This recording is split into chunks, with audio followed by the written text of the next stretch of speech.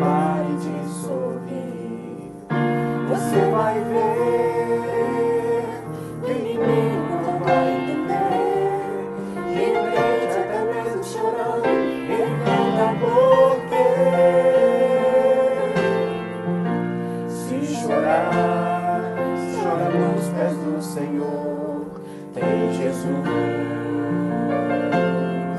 como seu consolador.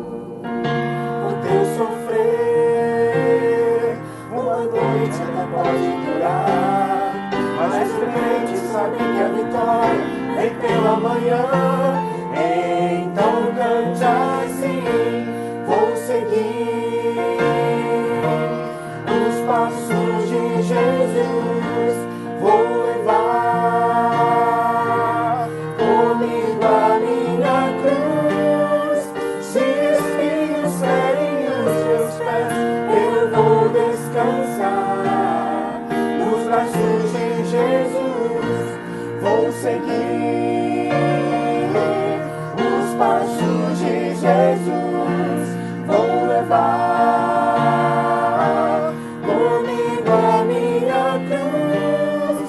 Se espinhos ferem os meus pés, eu vou descansar nos braços de Jesus. Quando o crente está firme nos pés do Senhor, ele passa pela prova cantando louvor. O inimigo se levanta, mas tem que cair. O crente não deixa a cruz, mas leva até o fim. Se cair mil ao seu lado, ele não cede não. Sempre está protegido por um batalhão. Deus dá ordem aos seus anjos para proteger. Nem guardado desse jeito e desistir, porque vou seguir os passos de Jesus, vou levar comigo a minha cruz. Se espinhos ferem os meus pés, eu vou descansar nos braços de Jesus.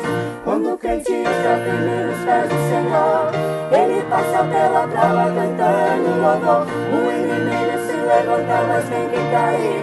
O crente não deixa a cruz, mas leva até o fim. Se cair mil ao seu lado, ele não cede não. Sempre está protegido por um batalhão. Deus dá ordem aos seus anjos para proteger. Bem guardado desse jeito e desistir, porque vou seguir os passos de Jesus, vou levar comigo a minha cruz. Se espinhos ferem os meus pés, eu vou descansar nos braços de Jesus.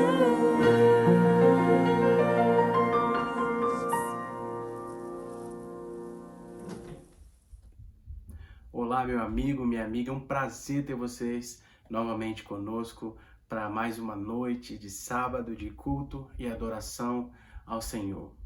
Hoje nós vamos começar uma nova série de mensagens e a série tem como título Nós Somos a Igreja.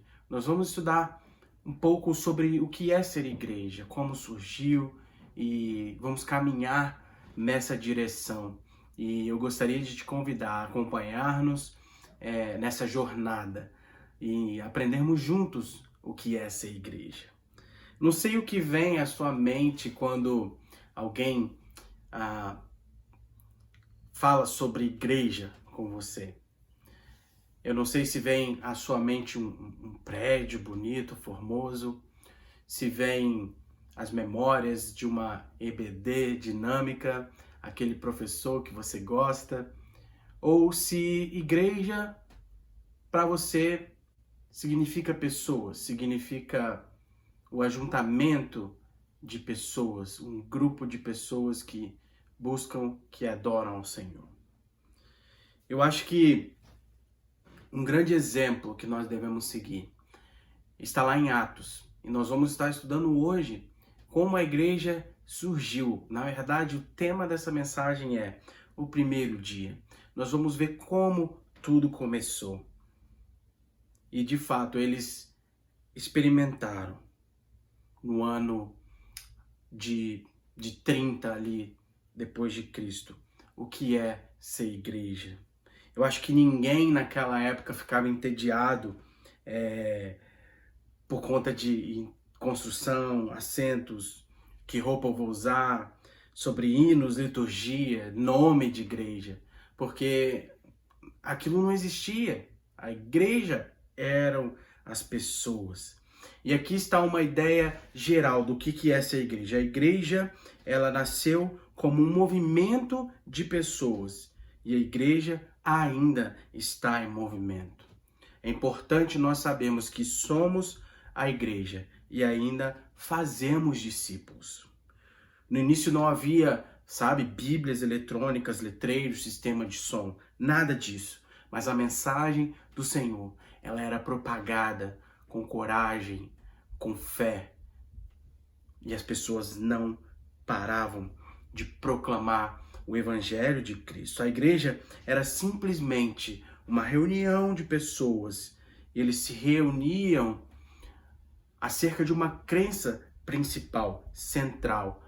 A crença de que Jesus era o Cristo ressuscitado, o Filho do Deus vivo.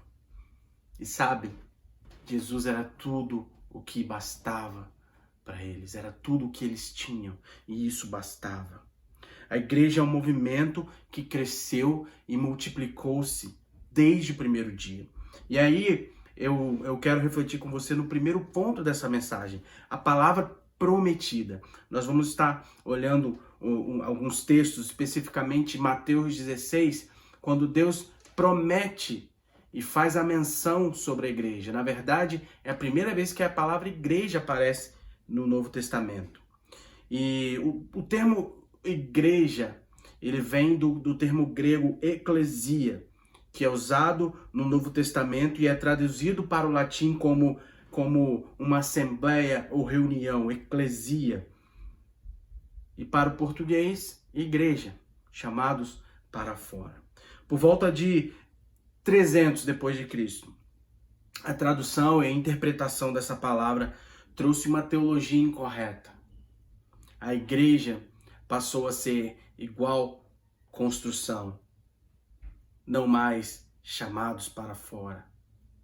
Então agora a igreja passa a se tornar um lugar, não mais um movimento ou uma reunião de pessoas.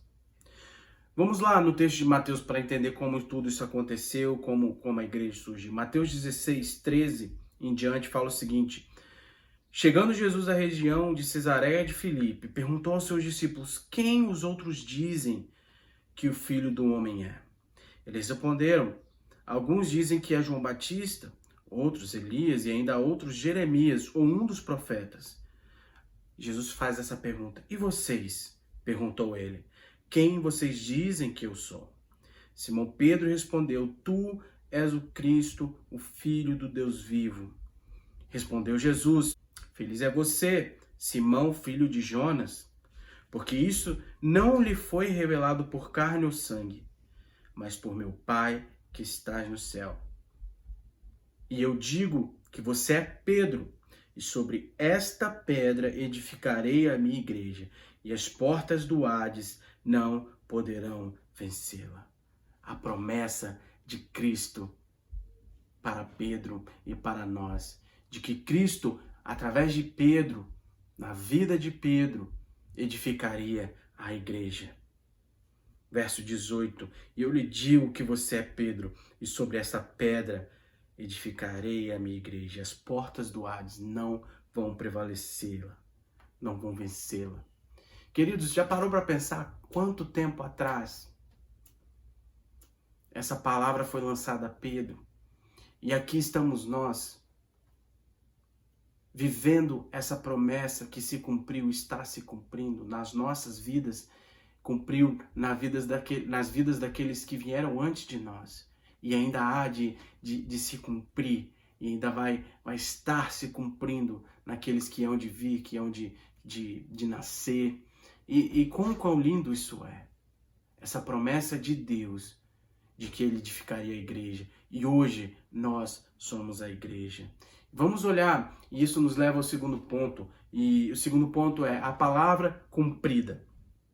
E Lucas, ele é um historiador e é bem detalhista nos seus escritos, e aproximadamente 50 dias logo após a morte de Cristo, a ressurreição, aproximadamente 50 dias, quando aconteceu a festa de Pentecoste, foi quando a igreja se reuniu pela primeira vez. E foi a presença do Espírito Santo que levou e que leva a igreja a ser um movimento, não construção, não prédio, não buildings. E esse foi o dia da abertura, o lançamento oficial. Lucas nos diz em Atos que depois da ressurreição e antes de sua ascensão, Jesus passou 40 dias com seus seguidores. E aí eu vou estar lendo com vocês Atos de 6, versículos 6 e 8. E Jesus ali faz uma promessa, na verdade, ele promete e também dá uma orientação aos discípulos para irem de volta para Jerusalém, para saírem do esconderijo e esperarem ali em Jerusalém a promessa do Espírito Santo. E olha o que diz lá, Atos 1, 6 e 8.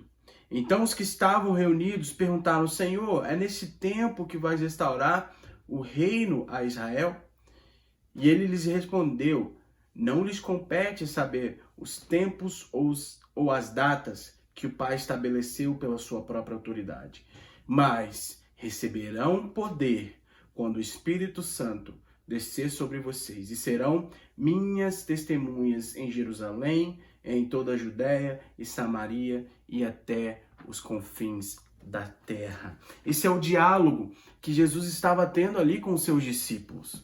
O diálogo onde Jesus promete que eles estariam recebendo poder através do Espírito Santo, poder para proclamar o Evangelho de Cristo.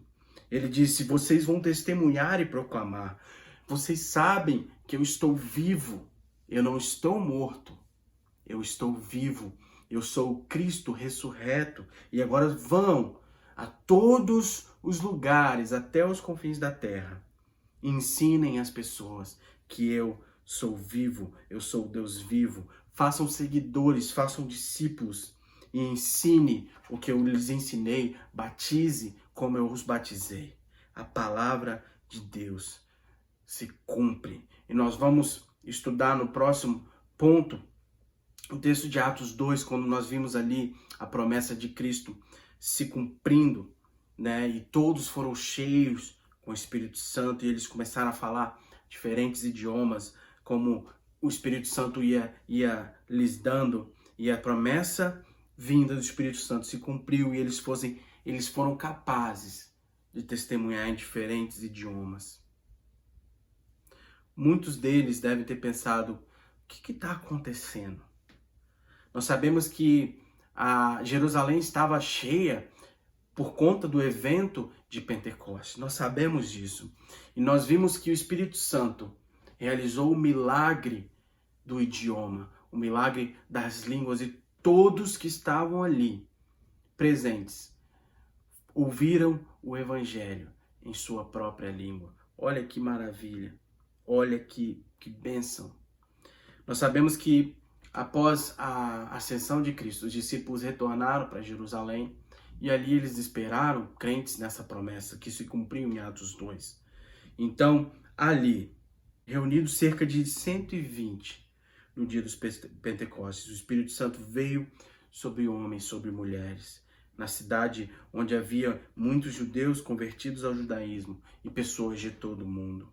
Lucas, ele lista pelo menos 14 grupos de diferentes nacionalidades, etnias, que ouviram o testemunho em seu próprio idioma. Este não era um movimento ou mensagem apenas para os judeus. Jesus, ele estava certo que era para todos. E ali todos escutando e vendo e vivenciando esse milagre, se perguntaram: o que está acontecendo? E foi quando Pedro se levantou e pregou o primeiro sermão da história da igreja. Sabe, naquele momento muitos estavam caçoando, sabe, criticando e falando eles devem estar bêbados ou devem estar possuídos, algo do tipo. Muitos não entenderam o que estava acontecendo, mas era ali um milagre de Deus através do Espírito Santo, onde milhares de pessoas se converteram a Cristo. E isso que nós vamos estar estudando. Olha lá que diz Atos 2, 22 a 24, nós vamos estar lendo alguns textos ali em Atos. E o Atos 22, 2, 22 fala: os israelitas ouçam essas palavras.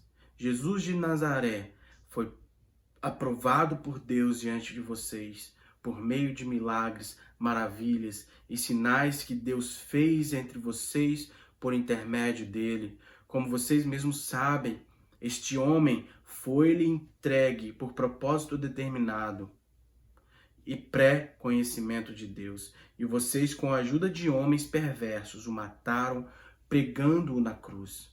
Mas Deus o ressuscitou dos mortos, rompendo os laços da morte, porque era impossível que a morte o retivesse. E aí, versículo 32 de Atos 2 fala: Deus ressuscitou este Jesus, e todos nós somos testemunha desse fato. Exaltado à direita de Deus, ele recebeu do Pai o Espírito Santo prometido e derramou o que vocês agora veem e ouvem. A promessa cumprida. Versículo 36 fala: portanto, que todo Israel fique certo disso, este Jesus a quem vocês crucificaram, Deus o fez Senhor e Cristo. Quando ouviram isso, ficaram aflitos em seu coração e perguntaram a Pedro e aos outros apóstolos: irmãos, o que faremos? Tamanha profundidade o sermão de Pedro, aonde todos se perguntaram, entenderam a gravidade da falta deles, do pecado deles. Entenderam que eles haviam crucificado Cristo, Filho de Deus. E aí eles se perguntam: irmãos, o que faremos? Esse sermão de Pedro é um marco na história da igreja. É o primeiro sermão da história da igreja e marcou a igreja para sempre. Isso nos leva para o terceiro ponto, a palavra central.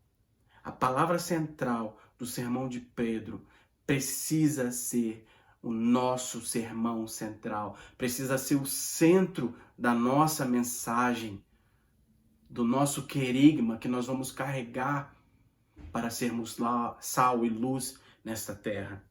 E olha o que diz lá o versículo 38 de Atos 2. Pedro respondeu: arrependam-se e cada um de vocês seja batizado em nome de Jesus Cristo para perdão dos seus pecados e receberão o dom do Espírito Santo, pois a promessa é para vocês, para os seus filhos e para todos os que estão longe, para todos quanto o Senhor, o nosso Deus, chamar.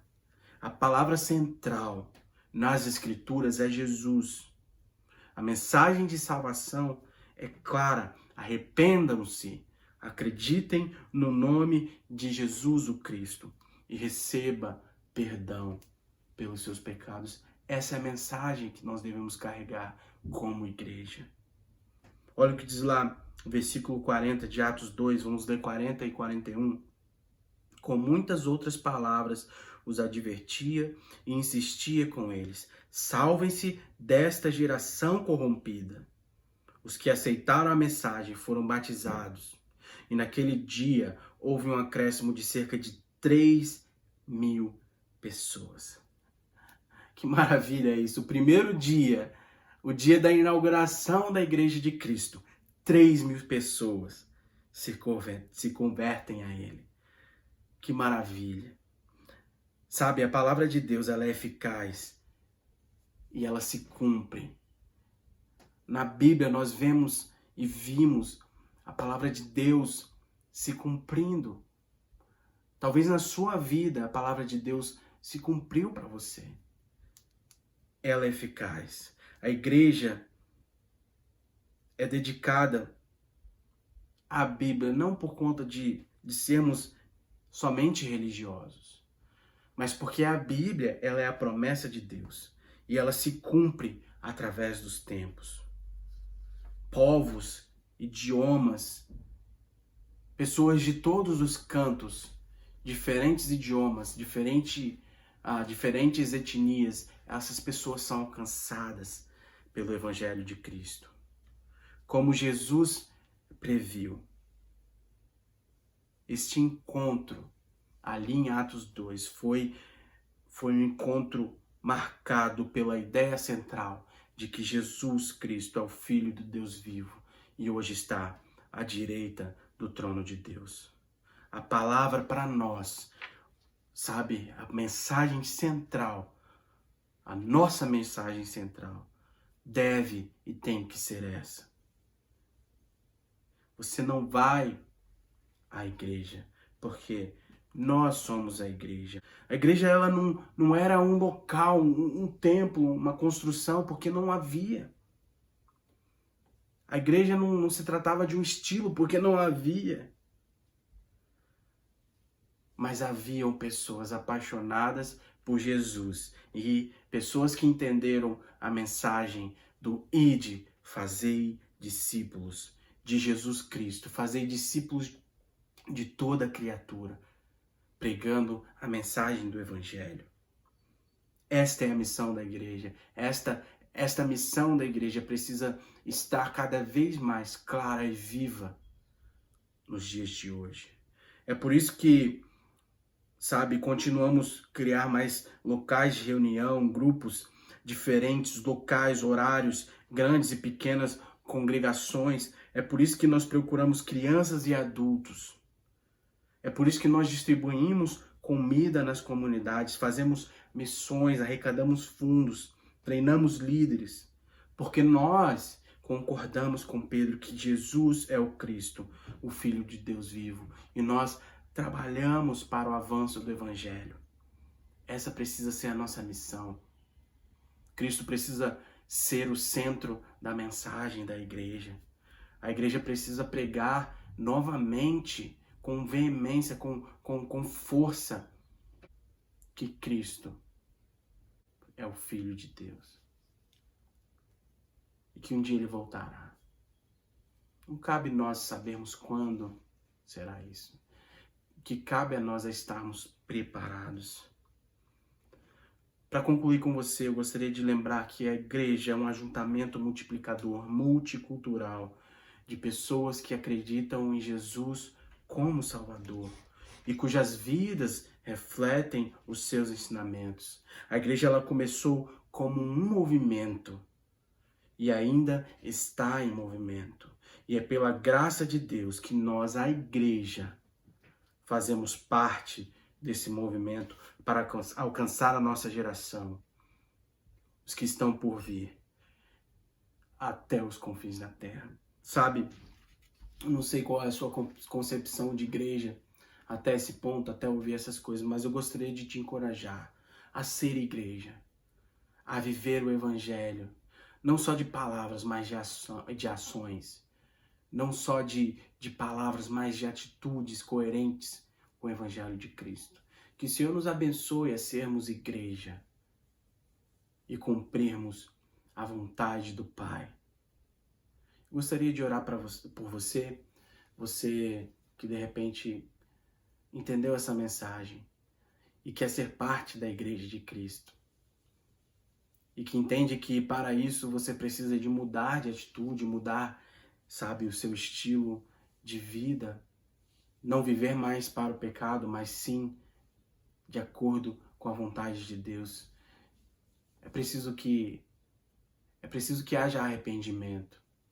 Então, se você entende que hoje você precisa aceitar a Jesus como seu único e suficiente Salvador, gostaria de te encorajar a fechar os seus olhos e repetir essa oração comigo. Senhor Jesus, Pai, de tudo que eu sei, eu quero render a Ti, Pai, o meu conhecimento, tudo aquilo que eu penso que é o certo e viver a sua certeza e viver a vida que o Senhor tem. Eu me arrependo, Deus, dos meus pecados. Eu aceito o Senhor como o único e suficiente Salvador da minha vida. Faça morada em meu coração, Pai. Em nome de Jesus, amém. Se você fez essa oração, eu tenho certeza que hoje mesmo Cristo está habitando no seu coração e fará a diferença na sua vida. Vai mudá-la por completo para melhor. Eu tenho certeza disso. Gostaria de orar por você também, que está vivendo tempos difíceis, tempos desafiadores e muitas vezes como igreja que você é, como crente, você se vê perdido, você se vê desanimado. Gostaria de te encorajar, não perca as esperanças. Cristo é a nossa mensagem central. Vou estar orando por você. Senhor Jesus, abençoa-nos, Pai, como igreja, para que possamos voltar ao primeiro amor. Possamos voltar à nossa mensagem central, que é pregar o Senhor Jesus a toda criatura. Nos dê, Pai, sabedoria, nos dê, Deus, autoridade, Pai, para pregarmos essa palavra com paixão, com amor, agindo sempre em direção ao nosso próximo, em amor. Pai, nos dê paixão pelas almas perdidas. Essa é a oração que eu te faço, Deus. Em nome de Jesus. Amém. Que Deus te abençoe e te vejo semana que vem. Amém.